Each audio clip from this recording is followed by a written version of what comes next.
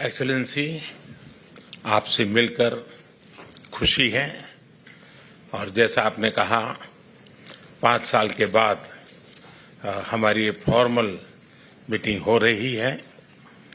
हमारा मानना है कि भारत और चीन के संबंधों का महत्व केवल हमारे लोगों के लिए ही नहीं, लेकिन वैश्विक शांति, स्थिरता और प्रगति के लिए भी हमारे संबंध बहुत अहम है।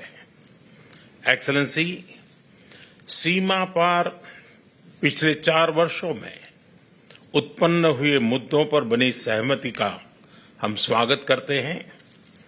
सीमा पर शांति और स्थिरता बनाए रखना हमारी प्राथमिकता रहनी चाहिए। म्यूचुअल ट्रस्ट, म्यूचुअल रिस्पेक्ट और म्यूचुअल सेंसिटिविटी हमारे संबंधों का आधार बने रहना चाहिए। आज इन सभी विषयों पर बात करने का अवसर मिला है। मुझे विश्वास है कि हम खुले मन से बातचीत करेंगे और हमारी चर्चा कंस्ट्रक्टिव होगी। धन्यवाद। 同为文明古国、发展中大国。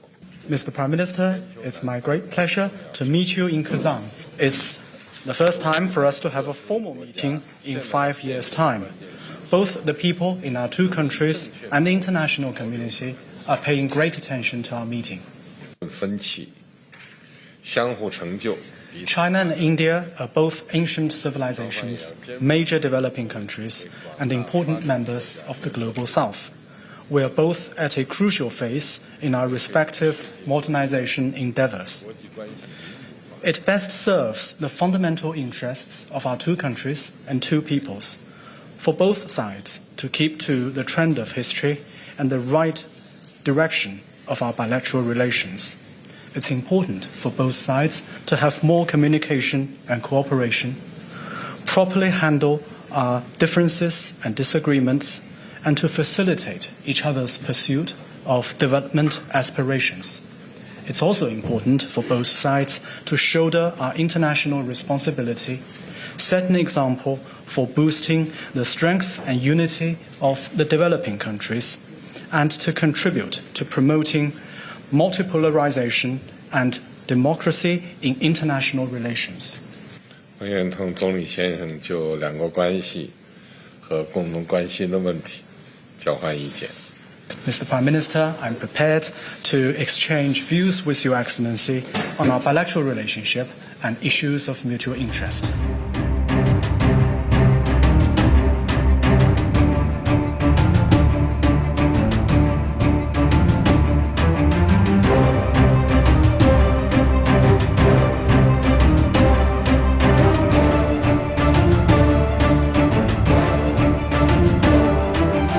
Her Highness, Excellencies, Ladies and Gentlemen,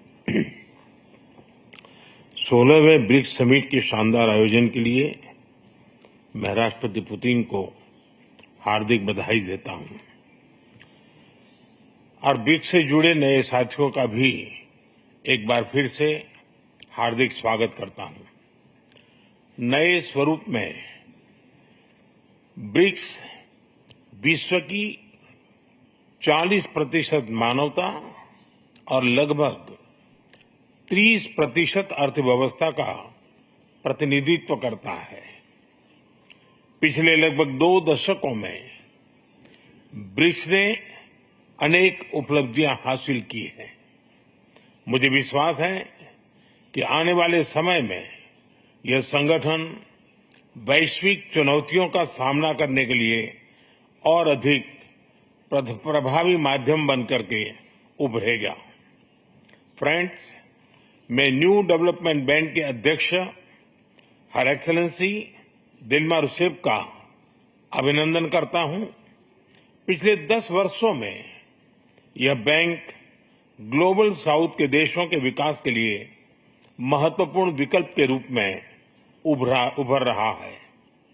Bharat के गिफ्ट सिटी के साथ साथ अफ्रीका, तथा रूस में रीजनल सेंटर्स के खुलने से इस बैंक की गतिविधियों को बल मिला है और लगभग $35 बिलियन के डेवलपमेंट प्रोजेक्ट्स सैंक्शन किए गए हैं।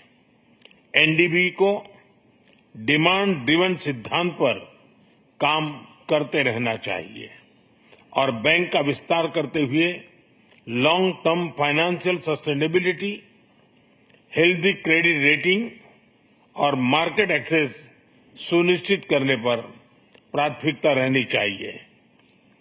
फ्रेंड्स, नए स्वरूप में ब्रिक्स $30 ट्रिलियन से भी ज्यादा बड़ी इकोनॉमी है। हमारे आर्थिक सहयोग को बढ़ाने में ब्रिक्स बिजनेस काउंसिल और ब्रिक्स विमेन बिजनेस अलायंस की विशेष भूमिका रही है।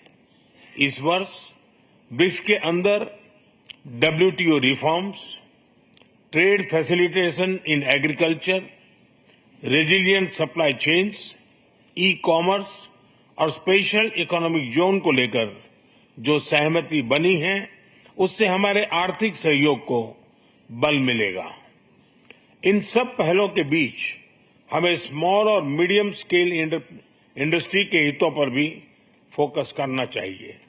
मुझे खुशी है कि 2021 में भारत की अध्यक्षता के दौरान प्रस्तावित ब्रिक्स स्टार्टअप फोरम इस वर्ष लॉन्च किया जाएगा। भारत द्वारा दिया गया रेलवे रिसर्च नेटवर्क का इनिशिएटिव भी ब्रिक्स देशों के बीच लॉजिस्टिक्स और सप्लाई चेन कनेक्टिविटी बढ़ाने में अहम भूमिका निभा रहा है। इस साल ब्रिक्स देशों में यूनिडो के साथ मिलकर इंडस्ट्री 4.0 के लिए स्किल्ड वर्कफोर्स तैयार करने पर बनी सहमति बहुत ही महत्वपूर्ण है।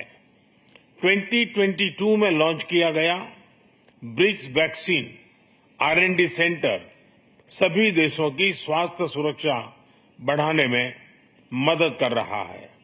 हमें डिजिटल हेल्थ में भारत का सफल अनुभव ब्रिक्स पार्टनर्स के साथ साझा करने में खुशी होगी।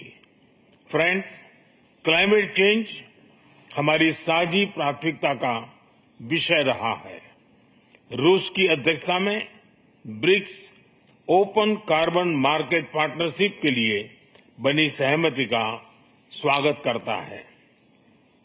भारत में भी green growth, climate resilient infrastructure और ग्रीन ट्रांजिशन पर विशेष रूप से बल दिया जा रहा है। International solar alliance, coalition for disaster resilient infrastructure, mission life यानी लाइफस्टाइल फॉर एनवायरमेंट, एक पेड़ मां के नाम जैसे इनिशिएटिव लिए गए हैं। पिछले वर्ष COP28 के दौरान हमने ग्रीन क्रेडिट जैसे महत्वपूर्ण पहल की शुरुआत की। मैं ब्रिक्स पार्टनर्स को इन इनिशिएटिव से जुड़ने के लिए आमंत्रित करता हूं। ब्रिक्स के सभी देशों में इंफ्रास्ट्रक्चर के निर्माण पर विशेष रूप से बल दिया जा रहा है। भारत में मल्टी मॉडल कनेक्टिविटी को तेजी से बढ़ाने के लिए हमने गति शक्ति पोर्टल बनाया है। इससे इंफ्रास्ट्रक्चर विकास के लिए इंटीग्रेटेड प्लानिंग और इम्प्लीमेंटेशन में मदद मिली है और लॉजिस्टिक कॉस्ट कम हुई है। हमारे अनुभव आप सभी के साथ साझा करने में हमें खुशी होगी। फ्रेंड्स, ब्रिक्स देशों के बीच फाइनेंशियल इंटीग्रेशन बढ़ाने के लिए प्रयासों का हम स्वागत करते हैं।